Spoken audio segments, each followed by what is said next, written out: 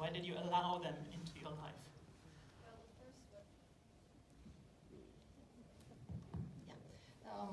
First of all, would be the answer is that I've been a friend of Karen's for many years, and I've known her work, and we're just also friends.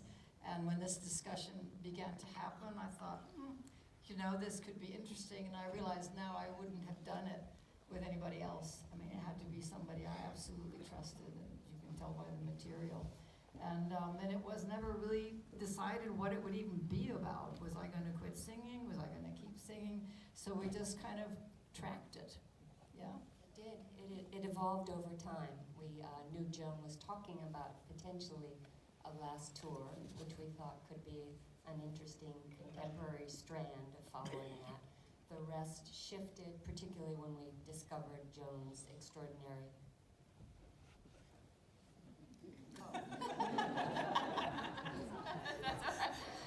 Joan's extraordinary personal archive and her family. Maeve, Mary, and I then knew that the contemporary strand would still be important and would be a narrative anchor. But to do justice to the film, we wanted to merge and shift between the past and the present. The past would inform the present, and the present would inform the past. And so the film very much just evolved over time.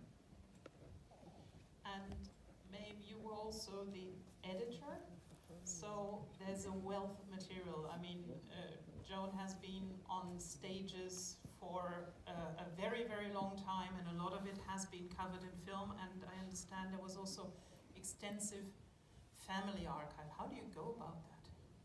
Well, I mean, I think the film was approached in multiple ways in the sense that the family archive was, or the personal archive, Joan's personal archive was vast, obviously, and there were quarter-inch tapes and audio tapes and, artwork that spanned Joan's whole life. There was, journals, diaries, everything, a whole slew of stuff. So there was all of that to go through, and like Mary in particular went dug into that, and things start to rise to the surface, fairly quickly, in the sense that the family story was so incredibly rich and so important in the film. So we knew that was crucial. So you focus in on those kinds of things. The contemporary story was also running parallel. We were following Joan on her last tour, and one of the kind of, I suppose, perhaps an advantage of being an editor as well as wearing the kind of a co-director was that we were editing as well as kind of being out in the field and filming Joan. So that was kind of an interesting process because we were cutting Joan's last tour, and as we went. So we naturally were able to kind of figure out which were the ones that we wanted to use in the film and so on and so forth. So yeah, it was a huge, there was a vast amount of material, but we kind of worked through it kind of piece by piece, 3 different kind of strands. Joan's mother saved everything from her mom, and her father was a filmmaker as well, so there was Super 8. It was. I had no idea. I had no idea what was in that storeroom. And I said, okay, the storage unit. And I said, go ahead. I mean, literally. And I just had to jump. It was either yes or no. And I said, okay. And entrusted it to them. And I learned a lot in the process. I had, I'd never heard the tapes. I didn't keep stuff. My whole family did. So it was a treasure trove. And you also decided to have animations in the film. And actually, these animations have not been drawn by some outside animator. But actually, she's not just a singer. All the artists, all of the It's your original drawings that were animated. So yes, there were animators involved, of course, but this is all based on Yeah, I drew, when I was 7, I drew cows with big udders and teepees. And then we moved on from there. I just always had a pencil in hand. And I was at Catholic school for a while, and the nuns asked me my idea of heaven. And I said it was just space paper, every kind of paper and pencils. And I don't know that I would have crossed into heaven with that, but I did. That was the truth. It was a big discussion in the film to use it, whether we use Joan's original drawings as they were, as wonderful as they were, and what would animation bring. It was a Eat the Danger as the crew from Dublin, Jack O'Shea, Paul Rutledge, and Rory Kerr. involved in the discussions with Julie Murnaghan as well, because although animation is wonderful, it can sometimes take you out of a film, and this film, it was the immersiveness and intimacy, but we figured out a way to do, just as you described it, to animate Joan's drawings, to make those come alive, but to do it that way. So they did a brilliant job. It was just everything we hoped for and more. It enhanced them rather than taking you out of them. So. It was a very good idea. Oh, good. Thank you.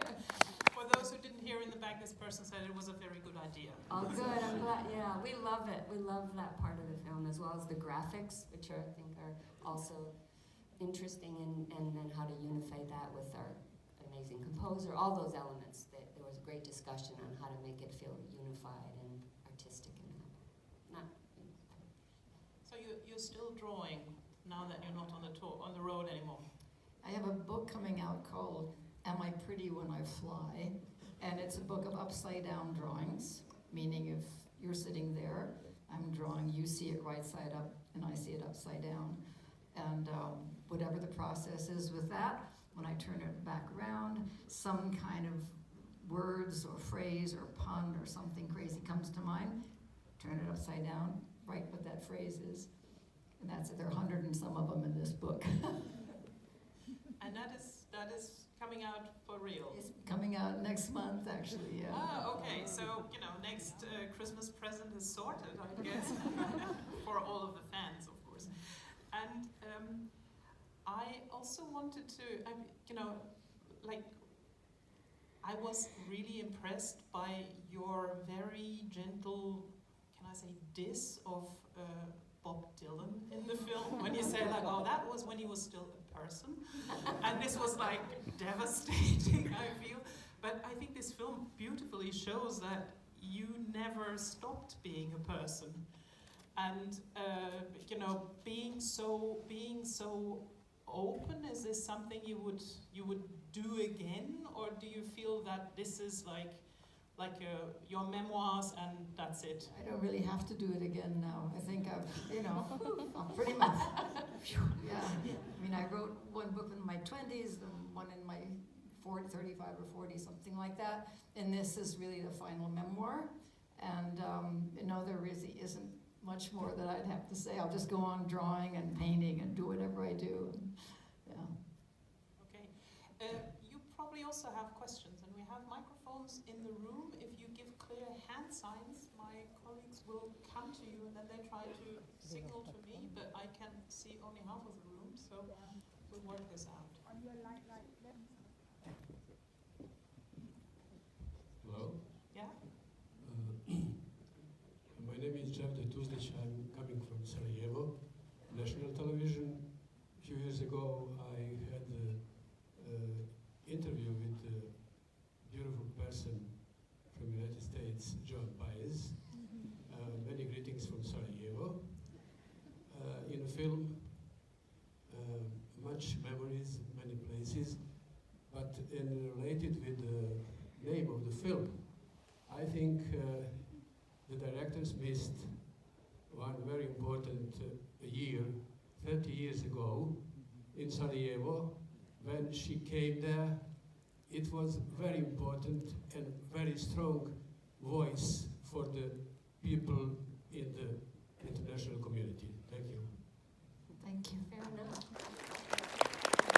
I guess you have been in so many important parts in your life. I think, as much as Sarajevo is probably missing from there, there's probably So many of other. So many. There are other things missing, yes, I feel the same. And Sarajevo was represented in another documentary, and yes, it was a huge moment in my life.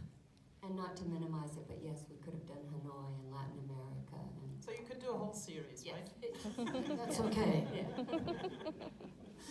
If there's anybody, Netflix or all the others, I mean, that's the... filmmakers always need funding, don't they? Okay, but you have other questions, I guess, the funding. Yeah? If you wait until the person with the microphone comes to you.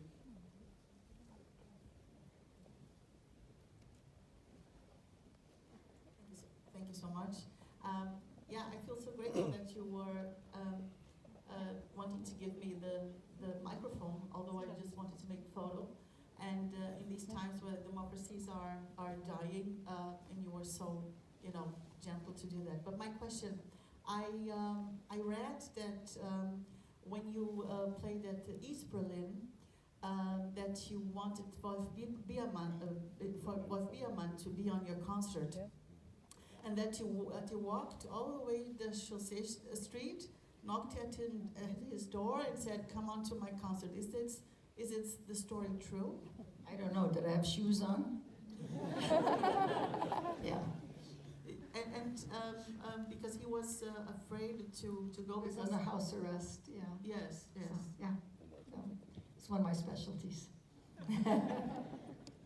Visiting people under house Visiting arrest. people under house arrest, yeah. I was in Russia, and it had been a plan for the Beach Boys and myself to fly and sing in Moscow. And then, of course, the Russian authorities, banned everything. So I went anyway as a tourist, and I went to visit the Sakharovs in their impressive tiny kitchen where hundreds of people had come through. There was one table, I don't know how many people, and the door that had been kicked open and broken open so many times by the police. It was all there, and that was my visit.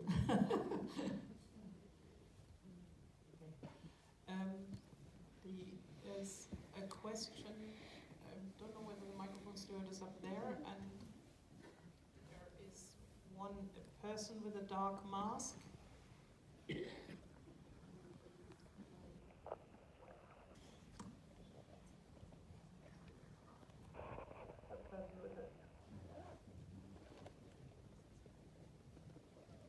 Hi, thank you.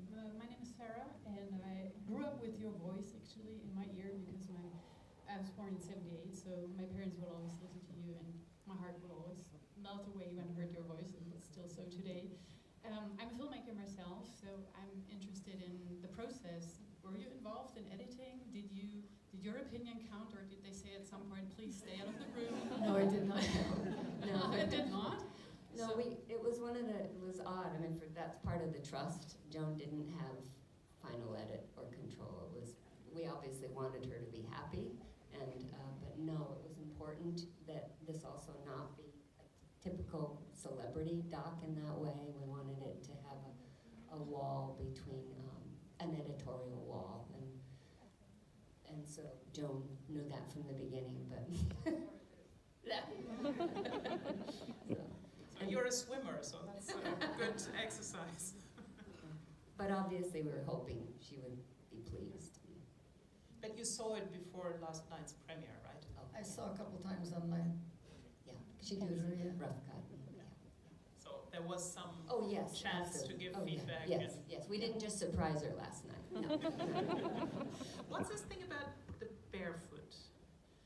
I was always barefoot. I mean, in my home, in my school, teachers used to hide my shoes because they were so fed up with me not being, proper. And then I went on the marches barefoot, and I sang barefoot, and I'm surprised I have boots on at the moment. It is most comfortable when I'm barefoot. It's the Berlin weather. We have to invite you again in summer, then you can do the barefoot thing. I always imagined that was part of your way of dealing with fame as well. So, Yeah, I think so. I was trying to diminish stardom a little bit so that I could breathe better. I was terrified about the idea of being commercial and being a star, and I kept doing things to try to halt that, quitting touring for 1 or 2 years when I was 23 or something, because I didn't want to be out there being commercial. And then it's kind of funny because I went through another phase, which was, no red carpet, no more limousines, and no more limousines. And somebody showed up with a beat up old Volkswagen. I said, okay, back to the limousines. I want to be carted around in a broken down Volkswagen. But so yeah, up and down with luxury, no luxury. I'm pretty good with it now. I handle luxury pretty well now. So that's what the long career has brought, that you One know. of the things, yes. What I said yesterday, because I was that you also include the very personal part of the, the scenes with your mother. But that was only possible because Karen knew you. My mom knew and loved Karen, so yeah. My father did too, actually. Yeah. I think that one in particular, yeah, I don't know. And how did you two meet? I did a little program about Joan back in the late 80s and went through that, and then Joan and her business manager and I became friends, and then Joan met Miri, and then Maeve, and sort of all went from there. So is it easier to make films among friends? Interesting question. Okay. Oh, okay. I got it. It's an added level of responsibility. I mean, yes, we had the editorial wall, we had that clarity, but you feel an extra layer of, we always feel that in our work. Mary and Maeve and I have done work about social issue documentaries, whether mentally ill in prison, transgender rights, abortion rights, just serious social issues, and you take that just as seriously. But a friendship, you just want it to be, you want it to be right in all those ways that you know, and the subtleties and the nuances. It helps in that way. It's both things. It is, to me, a sense of just an extra layer of responsibility. You want it to be brilliant and right and capture it in all those ways. So we made it brilliant. Okay. Okay. That's good. I know that it's always like that at these discussions at festivals, that as soon as it gets kind of nice and interesting, somebody gives signs and says the next screening is coming up, we will actually have to push on. So I would like to remind you all of the Panorama Audience Award. Fill it in if you like the film. I heard from the applause that you probably did. Drop the things in the ballot outside, in the ballot boxes, and if you give your name and address, you can also win something. So it's a win-win-win. And I think it's a little unfair if I don't sing something tonight, since I did. Ain't gonna let nobody turn me around, turn me around, turn me around. Ain't gonna let nobody turn me around. Keep on walking, keep on talking. Gonna build a brand new world. Ain't gonna let no documentary turn me around. No, turn me around. Turn me around. Ain't gonna let no documentary turn me around. Keep on walking, keep on talking, keep on singing, keep on swinging. Gonna build a brand